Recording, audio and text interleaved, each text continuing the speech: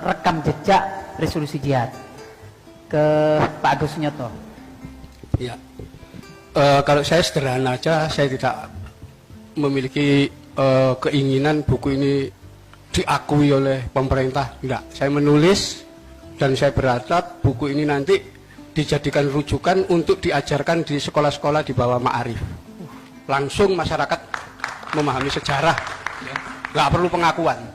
Karena dari sejumlah kiai yang terlibat dalam peristiwa resolusi jihad dan pertempuran 10 November, ketika saya wawancarai beliau, ya, kenapa tidak menulis masalah resolusi jihad dan perannya dalam pertempuran 10 November, termasuk perang 4 hari itu. Beliau menyatakan namanya juga jihad, itu urusan Allah. Ya, jadi nggak perlu ditulis untuk nyari-nyari pengakuan. Karena kalau ditulis nanti malah hilang. Iya, malah pahalanya. Pahala jihadnya. Ya. Dan satu hal yang perlu fakta kita kemukakan, bahwa sejarah itu adalah fakta, tidak bisa dongeng dari omong-omongan, nggak ada faktanya. Fakta yang saya peroleh ketika saya membuka kolonial arsipnya kolonial Belanda. Dari tahun 1800, ketika pemerintah kolonial Hindia Belanda menggantikan VOC yang dibubarkan tahun 1799. Dalam tempo 100 tahun, antara tahun 1800 sampai tahun 1900, terjadi 112 kali pemberontakan yang dipimpin para kiai dari pesantren dan para haji. Itu dokumen kolonial. Dokumen, ya. Ya. Jadi selama 100 tahun itu hanya 4 tahun yang tidak ada perlawanan perang. Tahun 1844, 1847, 1855 dan 1864 itu sama sekali tidak ada perlawanan perang.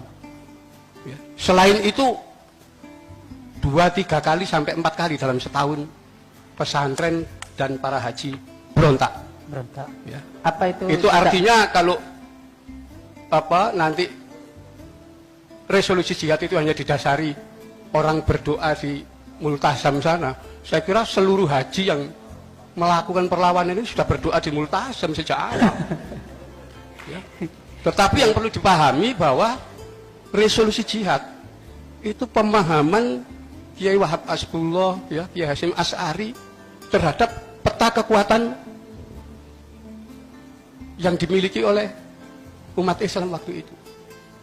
Beliau paham bahwa selama masa Jepang, ya, itu Bung Karno dengan lewat Gatot Mangkuprojo meminta agar pemuda Indonesia dilatih militer.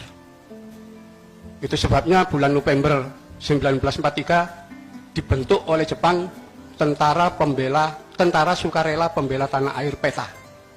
65 batalion. Semua komandan batalion muslim. Ya, karena non muslim dicurigai anti Belanda kalau muslim. Ya. Nah, dari 65 batalion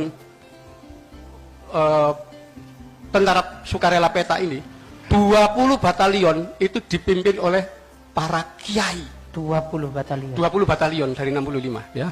Ini dokumen negara ini, bukan main-main. Ya. Kita ambil contoh. Daidang 4 Malang itu dipimpin oleh Daidancok Kiai Iskandar Sulaiman. Beliau ketua Surya NU Malang. Pada saat itu. Ya. Tapi menjadi komandan batalion, pangkatnya Daidancok itu mayor. Ya. Punya pasukan 700 orang.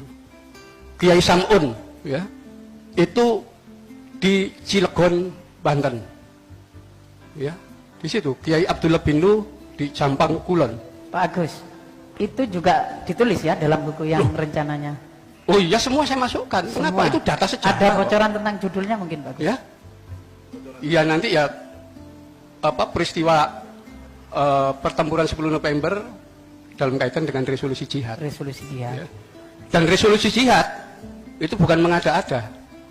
Saya memang belum menemukan naskah resolusi jihad yang tanggal 22 Oktober 45. Saya hanya menemukan resolusi jihad yang diketik, ya, dalam bentuk ketikan tanggal 3 November 1945. Artinya 10 hari setelah peristiwa itu. Ya. Jadi yang dua-dua belum ketemu, tapi yang 3 November itu ada. Itu sudah berapa persen bukunya Pak Agus? Ya, saya menulis itu ya 90% lah. Baik, Pak Insya Agus. Allah nanti tahun depan Kita- kita akan sudah selesai terbit insya Allah ya. Ya, ini gitu. monggo ke Jadi Kak Bil. ini saya neliti pribadi loh, tidak ada dana dari mana-mana. Siap, Kak Bil. Ya. Mungkin